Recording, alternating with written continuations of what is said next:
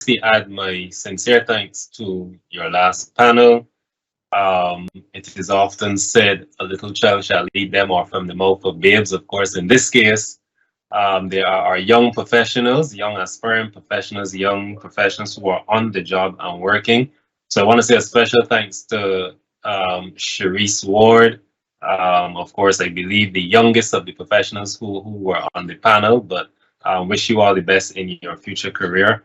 To Colin, as a past student of your institution, and having worked closely with you and your team over the years, it is a pleasure to have seen and listened to you. And also, well, she is not that young, but still in touch with her younger side. Special thanks to Crystal as well, who has always been very vocal on many of the issues that were raised.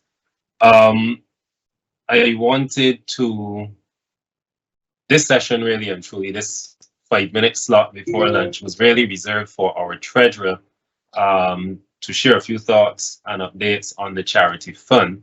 But he was called away to an urgent meeting at 11 o'clock, and therefore I opted to come in and just share a few other updates as well.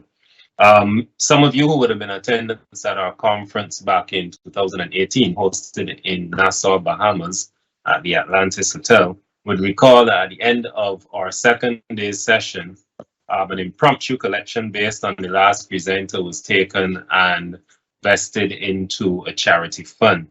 I thought it wise to give a brief update to delegates as to where we are at. A lot of preliminary work was done in 2019 and early 2020 before COVID. We got legal opinions on the administration of the fund, and we actually had a committee that was set up to review the operations of the fund.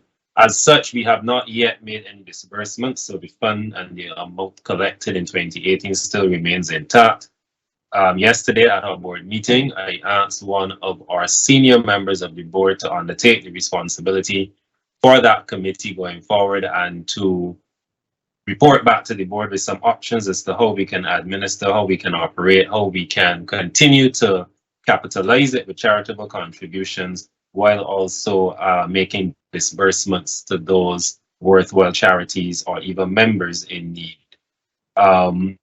So that's the latest update on that, and I believe that either by email communication, but definitely by our conference next year, we will be able to report positively on the progress, and I hope as well, at least our first disbursement from the fund. I know the other thing that is probably top of mind for most of you delegates is when are we going to be back outside, as the young people refer to it. I am speaking about our return to face-to-face in-person events. The board and the executive are quite aware that over and above the technical and other content of our conferences over the years, the major draw and pull has been the ability for us to network with our colleagues across the region in a social setting, to visit another territory, and that this has been one of the key selling points of our annual conference. Therefore, the board and the executive are currently considering the future conference rotation. We are also looking towards next year.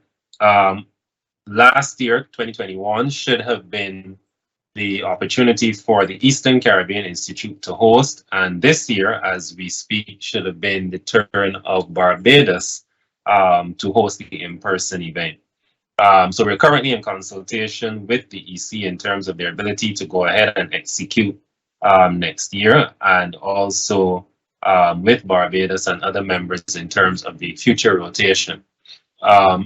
On that basis, then, I can agree that by 2024, for sure, we will be back to full in-person events, but more updates will be issued from the board and the secretariat via your member institutes to keep you abreast of what plans and decisions have been made there. I know I've also had some queries about our previous plans to host an event in Miami back in 2020. That too is also under consideration and further analysis to ascertain when that will be placed on the rotation going forward. Post-COVID world and other factors have dictated that we need to do some further analysis, and of course we will report back to you, our valued delegates, on this matter in the coming months. Finally, as we go off to lunch, in my comments earlier this morning, I spoke about our commitment to address issues of movement of our accountants and professionals across the region. And I believe tomorrow afternoon, in my closing comments and the conference wrap up, I will share a bit more as to some of the ideas that the board will consider going forward that will call for involvement from our members across the region to provide feedback and input into that process. So I do not want to be the one thing that gets between you and lunch or a stretching of the legs or whatever else you may do. Those of you who may be close to the beach may go for a quick swim. The advantages of being in the region and of course working from home. And I just want to thank all of you therefore for being with us this morning and look forward to sharing some time and networking with you over the next day and a half. Madam Moderator, thank you so much for your support this morning, and back to you. Thank you very much, Mr. President. And of course, I don't want to add to holding back anyone from their lunch, so please enjoy. And we will be back here promptly at 1 p.m. when we move to Beyond the Acronyms. Enjoy your lunch. This conference, of course, totally supported by EY and CPA Canada, as well as BIBA. Thank you.